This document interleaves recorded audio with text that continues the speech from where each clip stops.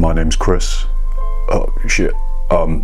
My name's Ashton, not Chris, Ashton, and I have an addiction. I'm here today to talk about my addiction. A good friend of mine has asked me to do this. It's all encompassing.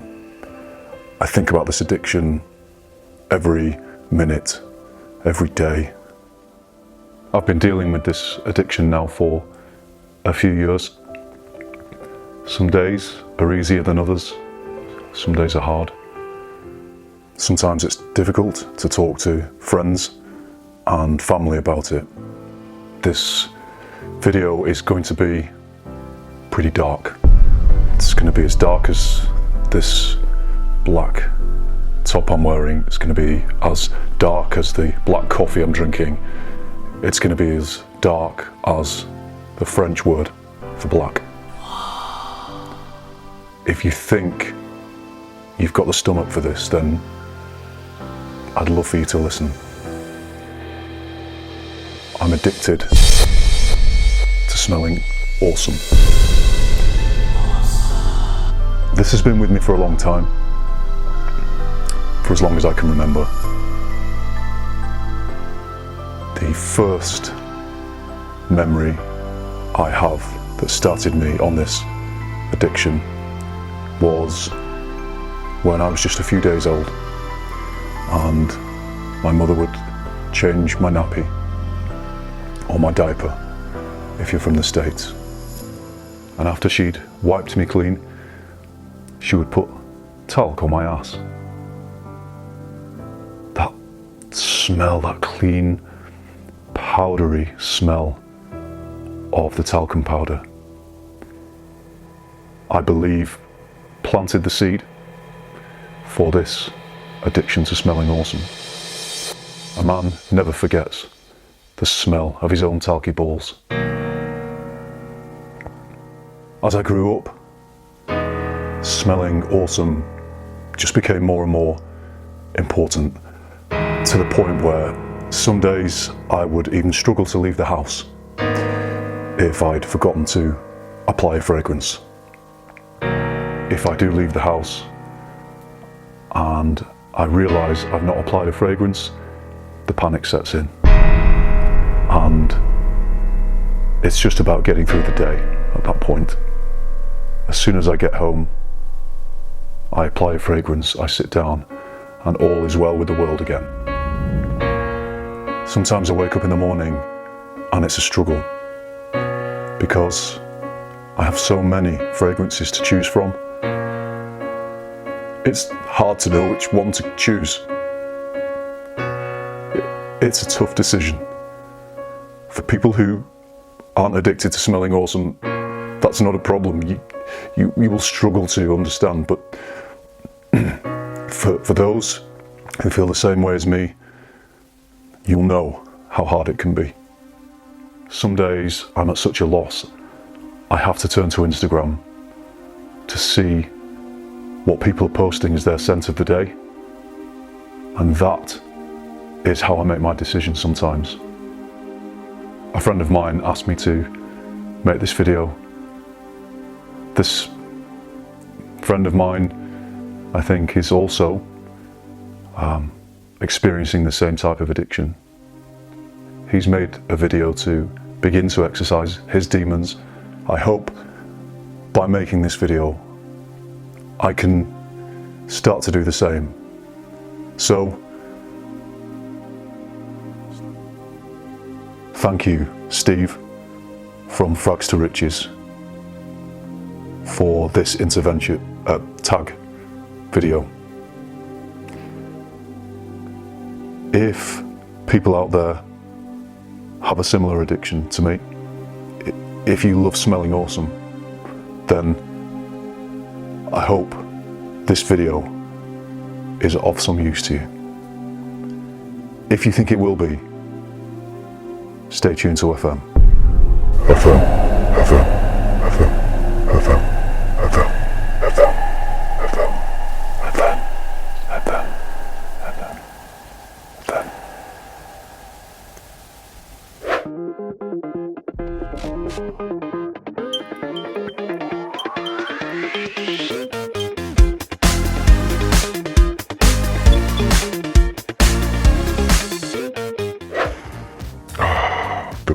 smell of that talc. Alright, okay. I'm not going to go as far back as that in this video, so don't worry, no more talk of baby talky balls. So thank you, Steve, for tagging me to do this video. I'm sorry I've only just got around to it. I've been away, I've had a few videos lined up to do, so I'm getting around to doing it for you. The criteria that Steve laid out for this video, as I understand it, and if that's not correct, then I think this should make for a bit more of an interesting video anyway, was that this fragrance that started it all off had to be the one I chose myself. This couldn't be a recommendation from anybody else. This had to be something that I walked into a store, smelled myself, and made a decision myself, okay? It's not the first fragrance that I owned, because the first fragrances that I owned were recommendations or were either bought for me. So I'm just going to talk quickly about those fragrances. The first fragrance I can remember owning, other than deodorants, was, I think it was CK1. That was bought for me. I think it probably came in a Christmas stocking or something, and I remember thinking, oh, cologne, great. Wasn't really that into it. I was probably about 13, I think, but I wore it and I enjoyed it, and I'm sure if I smelled CK1 now, it would transport me right back to when I was that age, but I've not worn it for a long time.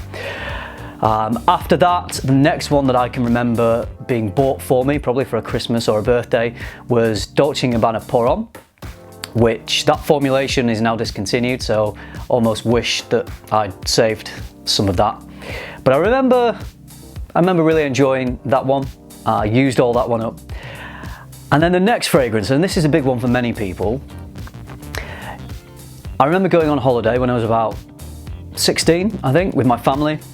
We went to Cyprus, and my sister was going crazy for the fragrance that the Cypriot waiters were wearing. She was just thinking it was the best fragrance in the world, and I wasn't really into fragrances at that point, so I had no idea. Anyway, this fragrance is called Cool Water. I think some of you may have heard of it. A cheaper version, perhaps, you know, not as good, not as high quality as Creed's Green Irish Tweed. So I was bought a bottle of Cool Water, again, probably for a birthday.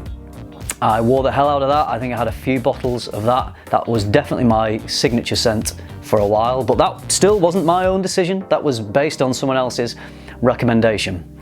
The next one was also a fragrance that was recommended to me. I can't remember whether it was a friend or my sister, but it was definitely a female who said that this one was the male fragrance to rule them all. This is the one that made them go weak at the knees.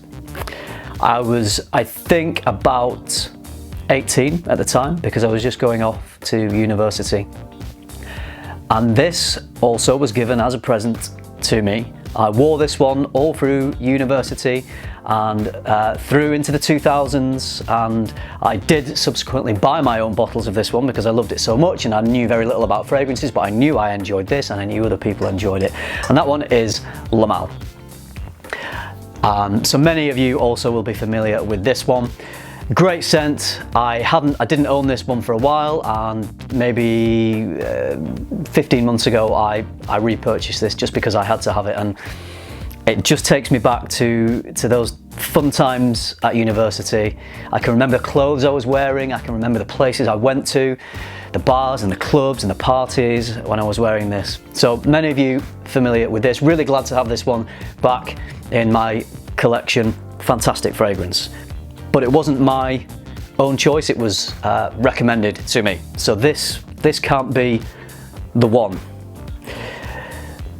The next 3 fragrances I bought, again, were recommendations. I'll run through these really quickly. I asked my sister what her fella recommended. He suggested Invictus and Terre d'Hermès. So I went in store and I bought them, and really enjoyed them. I think I probably had a few bottles, maybe 2 or 3 bottles of Invictus. That suited me at the age that I was, at at that time of my life. I've not worn it now for a few years. So I can't include Invictus or Terre d'Hermès either. So you can see that the fragrance that is featured in this video, I've gone through quite a few fragrances to get to this point. Now we're going to talk about it. It's from the house of Tom Ford. At the time, I didn't really know anything about Tom Ford fragrances. I had a friend who was really into them and he raved about them. So when it came to buying a new scent, and I knew I wanted to go somewhere different to where I'd been already, so I thought Tom Ford was as good a place as any. So I was in duty free. I think I was going on a skiing trip actually, so I had very limited time. I went straight to the Tom Ford section at Manchester Airport, had a really quick sniff of a couple of Tom Ford fragrances. A lot of them were too pricey for me. I didn't even know there was a difference between Signature Line and Private Blend at that point. But some of them were just way out of my price range. So the one that I chose was out of a few that were a bit more affordable. Still pricey for a designer, but a bit more affordable. So the fragrance that I came away with on that trip is Tom Ford Noir. Now, might be a surprise because I don't really wear this. I've not really mentioned it. I don't think I've talked about this really in any videos. And I put this on at the time, I thought that smells pretty nice, I like it. Based on a really quick decision, I needed a fragrance to take on holiday, so I bought this. And I wore it, and I liked it. I got a couple of compliments. And just as I was getting to the end of this bottle, there's literally a couple of drops left in this. I was starting to get a little bit more into fragrances, and the same friend who recommended Tom Ford recommended Oud Wood. So I tried Oud Wood, and that changed everything. I've mentioned this before. So after I tried Oud Wood, I bought a bottle, and then I bought some Tuscan leather, and then that just took me down the rabbit hole of buying more fragrances and getting more into niche fragrances. And it was around that time that the idea for my YouTube channel started. So Tom Ford Noir. It was really funny because last night, just before shooting this video, I watched the Fragrance Apprentice's top 10 designer fragrances for life, and lo and behold, this was on his list. He'd never talked about it before. It's almost like a secret little fragrance that people have that don't really talk about. I don't think it gets a lot of talk. I think Noir Extreme gets mentioned more than this one. So this fragrance is, and I now appreciate it more than when I first bought it. When I first bought it, it was just a smell that was pretty nice. Didn't know anything more about it than that. Now, having learned a hell of a lot more about fragrances over the last couple of years, I know that this is a lovely, peppery, powdery, patchouli and vanilla scent. It's got a creaminess to it, it's got a sweetness to it. And when I smell it now, I can get the peppery accords, I can get the powdery nature to it, and I certainly get the patchouli. So if I blind smelled this, I think I would be able to pick out the patchouli. It's difficult to describe the smell of patchouli. I think I just got it from smelling so many things and recognizing that that was a consistent note. And different types of patchouli can smell different as well. But I recognize the patchouli in this. And in preparation for this video, I'd not worn this for maybe 2.5 years, something like that. Totally forgotten about it. I literally dusted it off, literally. And I sprayed this on, and you know what? I rediscovered it. It wowed me again. I appreciated it on a different level because I now understand more about this fragrance. And I do intend to wear it. I'm probably going to finish off the drops that I have in this bottle. And also very tempted to purchase another bottle of this. I also would like Noir Extreme as well. I love that one. So maybe I'll get a smaller version of both of these, because this, you know, re-smelling this, I didn't realize that I had scent memories attached to it for the year or so that I was wearing this fragrance. So it would be nice to be able to have this in my collection. So thank you, Steve, for prompting me to rediscover this. If it wasn't for your tag, then this would have sat probably gathering dust. I think there was just a little part of me that didn't want to quite use the bottle. Didn't want to quite drain those last few drops. And I'm glad I didn't, because if I had done, then I wouldn't have had this bottle and I wouldn't have been able to smell it again to do this video. So there we go. I'm not going to ramble on anymore. Tom Ford Noir is the first fragrance I purchased on my own without any recommendations and suggestions from anyone else. It's the fragrance that I first discovered all on my own. And also that powderiness reminds me of those little talky balls a little bit too. All right, end of this video, so I just need to drop a couple of tags for other people. I'm going to tag Cam at Carolina Fragrance Reviews. He's got a great channel, loving what he's doing. He's putting out very consistent, good content. So Cameron, over to you. Let's see which fragrance was your first discovery. And who else can I tag for this one? Let's do a UK reviewer and a female as well, just to balance things out. So a great new channel, someone that I followed for a while on Instagram, and I love the content that she's creating. I'm going to tag Clemence. So Clemence, let's see what the fragrance was that you first discovered on your own. No recommendations from anybody else. So Carolina Fragrance Reviews and Clemence, please let me know what your first discoveries are. I will link those two channels in the description below this video, so if you haven't yet watched them, please go along, show them some love, subscribe to them, and then you will get the notification to see what their fragrance choice for this tag is. That's it, I'm done. Thank you for watching, everybody. I hope you enjoyed it. Remember, keep tuning into FM and keep smelling good.